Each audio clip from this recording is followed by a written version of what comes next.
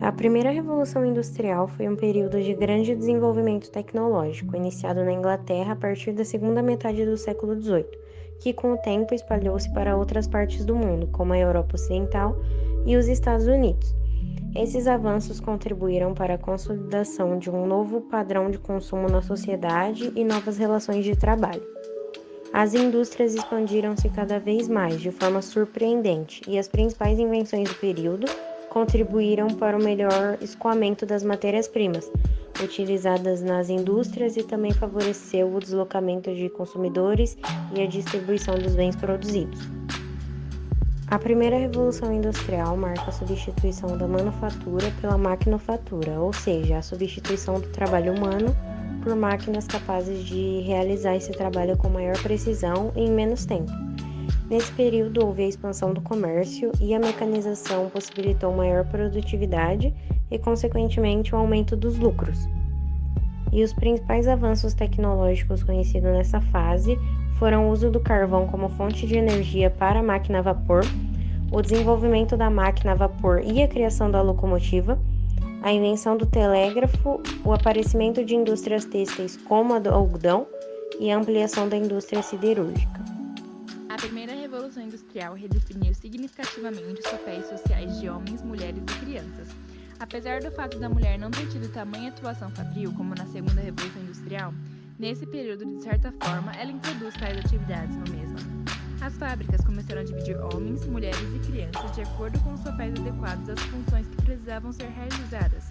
Mulheres e crianças atuavam em ambientes menores devido ao tamanho menor e homens eram chamados para ocupações pesadas em razão da força mais robusta. É a partir da Revolução Industrial em 1789 que essas reivindicações começam a tomar corpo, com a exigência de melhores condições de trabalho, acesso à cultura e igualdade entre os sexos. A segunda revolução industrial é uma continuação do processo de revolução na indústria. O aperfeiçoamento de técnicas, o surgimento de máquinas e a introdução de novos meios de produção deram início a um novo momento. A industrialização, que antes limitava-se à Inglaterra, expandiu-se para outros países, como Estados Unidos, França, Rússia, Japão e Alemanha. O ferro, o carvão e a energia a vapor, presentes na primeira fase da Revolução Industrial, são substituídos na segunda fase por aço, eletricidade e petróleo. As tecnologias desse período viabilizaram a produção em massa, a automatização do trabalho e o surgimento de diversas indústrias, em especial as indústrias elétrica e química. Houve também um aumento considerável de empresas e o aprimoramento das indústrias siderúrgicas. Os novos meios de produção introduziram modos de organização da produção industrial que visavam a produção a menor custo e menor tempo. Esses meios de organização ficaram conhecidos como Taylorismo e Fordismo. A atuação da mulher, que limitava seu trabalho doméstico, não se tornou proeminente durante a primeira Revolução Industrial, diferentemente da segunda, em que, consequência de um pensamento visando fins lucrativos no meio de produção, acabou por reduzir o salário dos trabalhadores.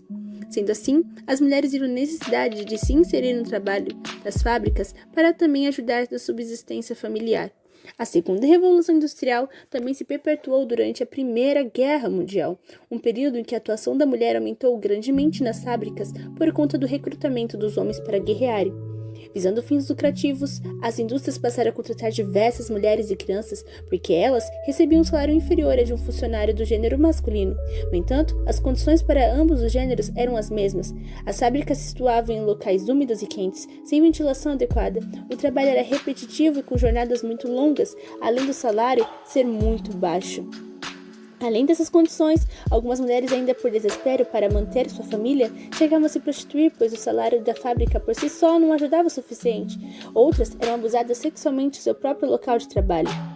Nesse cenário, as mulheres começaram a se organizar para protestar pelos seus direitos de igualdade, estabelecendo a presença feminina no mercado de trabalho. Nos Estados Unidos, uma grande passeata mobilizou mais de 15 mil mulheres para marchar em 26 de janeiro de 1909.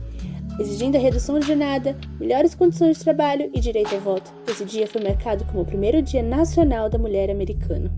O movimento operário brasileiro viveu anos de fortalecimento entre 1917 e 1920, quando as principais cidades brasileiras foram sacudidas por greves. A primeira greve geral da história do Brasil ocorreu em junho de 1917, em São Paulo. Teve como origem a fábrica Têxtil Cotonifício, Cresp. Dos cerca de 400 trabalhadores, a maioria era do sexo feminino. Elas eram a maioria da classe trabalhadora e reivindicavam melhores condições de trabalho, aumento salarial, fim do trabalho infantil, redução das cargas horárias exaustivas e fim do assédio sexual. Apesar de não estarem na liderança dos sindicatos, pouco a pouco as mulheres passaram a estabelecer como pautas prioritárias do movimento de greve direitos, como licença maternidade, auxílio creche e igualdade salarial. Hoje, muitas mulheres no Brasil sustentam suas famílias, trabalham em diferentes áreas do mercado e possuem os próprios planos de carreira. Além disso, elas estão sempre em busca de mais qualificações para conseguir vagas de emprego melhores e com mais benefícios. Porém, a desigualdade de gênero é algo ainda proeminente no mercado de trabalho atual. Segundo estudos, em 2018, o rendimento médio das mulheres com emprego foi 20,5% menor que o dos homens. Isso também ocorre em salários e posições empresariais. Mesmo já sendo maioria em algumas profissões, os homens ainda dominam os cargos mais altos. De acordo com o IBGE, apenas 41,8% dos cargos gerenciais são ocupados por mulheres. Ainda que leve um tempo para superar todos os desafios da desigualdade, elas vêm ganhando espaço graças aos próprios esforços. Grande parte das conquistas das mulheres no mercado de trabalho está ligada ao maior nível de qualificação delas. Por isso, não deixe de continuar a investir na sua educação para voar cada vez mais alto.